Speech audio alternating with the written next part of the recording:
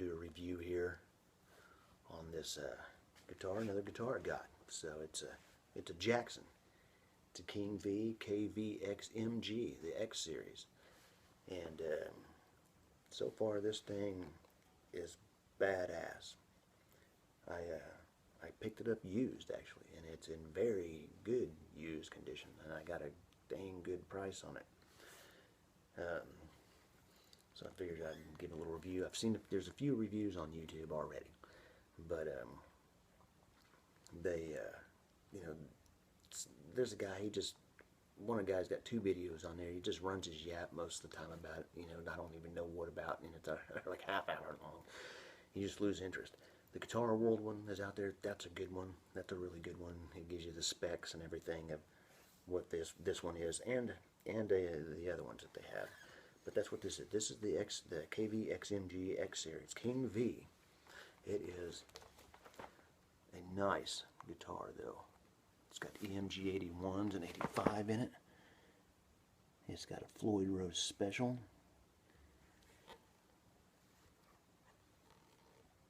Volume, selector switch, tone.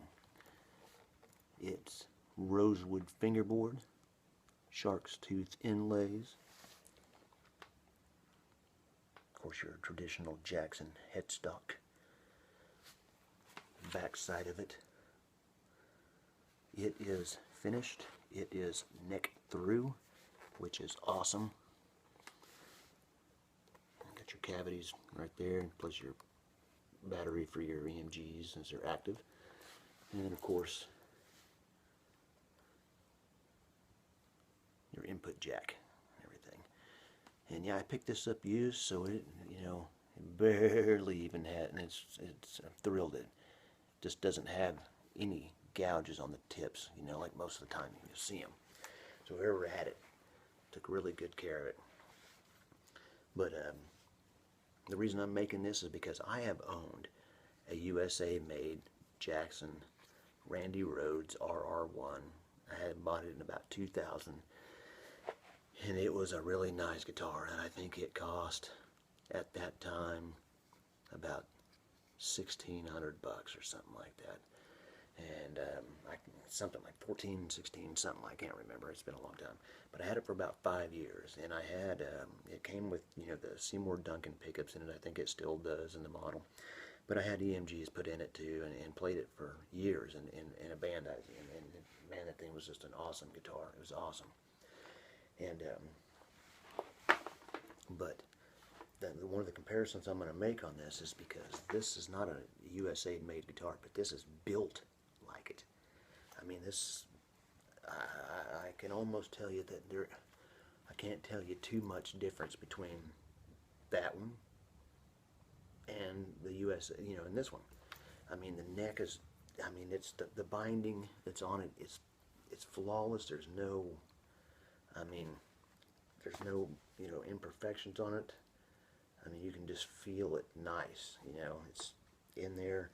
Now, of course, that one, the RR1, came with, you know, a true Floyd Rose original, and the body on it, I believe, was alder, so it was a little bit heavier. This one's got that basswood, whatever you want to call it, and so it's a little bit lighter. But you know, I'm sitting down, and this thing is, you know, it's not, you know, it's balanced. It's not, you know, it's not neck heavy or anything. It's well balanced. It feels good. Now, I do notice that this has a little bit thinner neck on it than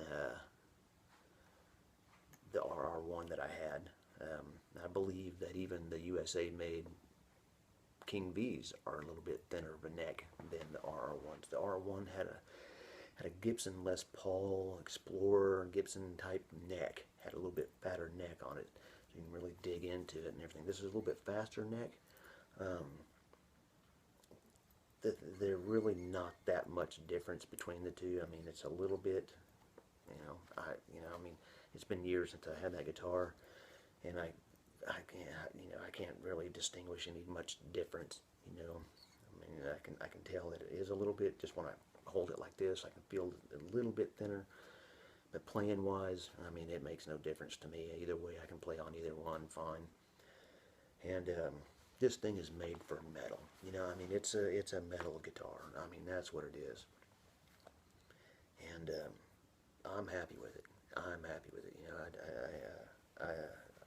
I just can't say enough about it. I'm thrilled with it. But give you some more close-up views, everything, you know. And then I'll play you a couple riffs. I'll just post on there so you can hear it. But it is a nice guitar, you know. I get too much reflection in my stuff there. But it is nice. You will not be disappointed in this guitar if you bought one. And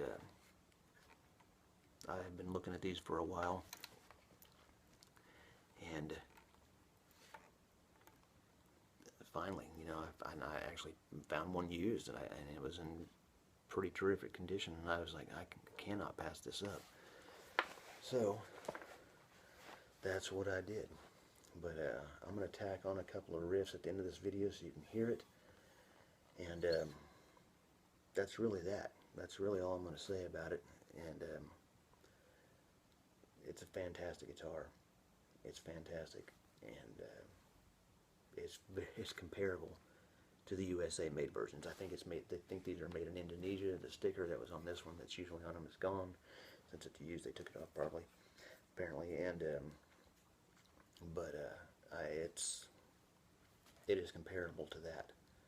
You know, it's comparable to the USA made versions at a third of the cost, but brand new price. You know, I mean, at a third of the cost. So this is awesome. It stays in tune. It plays great. It's balanced. It's made for metal.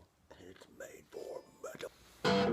Alright, I'm going to give you a couple riffs here off this guitar. It's let you hear the sound of it and everything.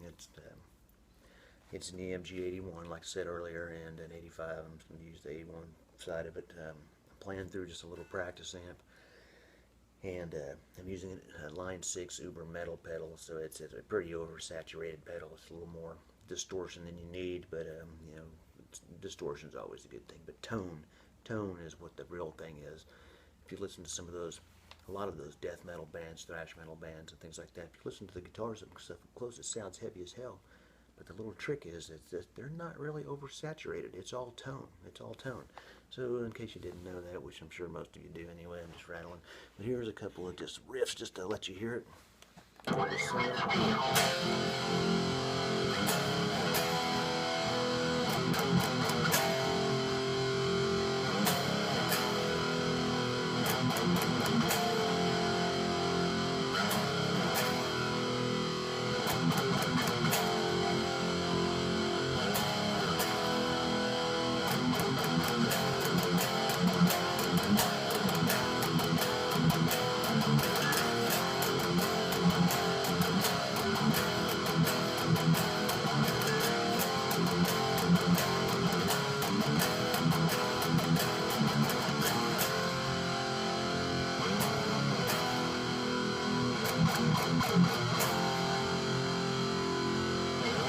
So like, you know, power chords and stuff really ring out.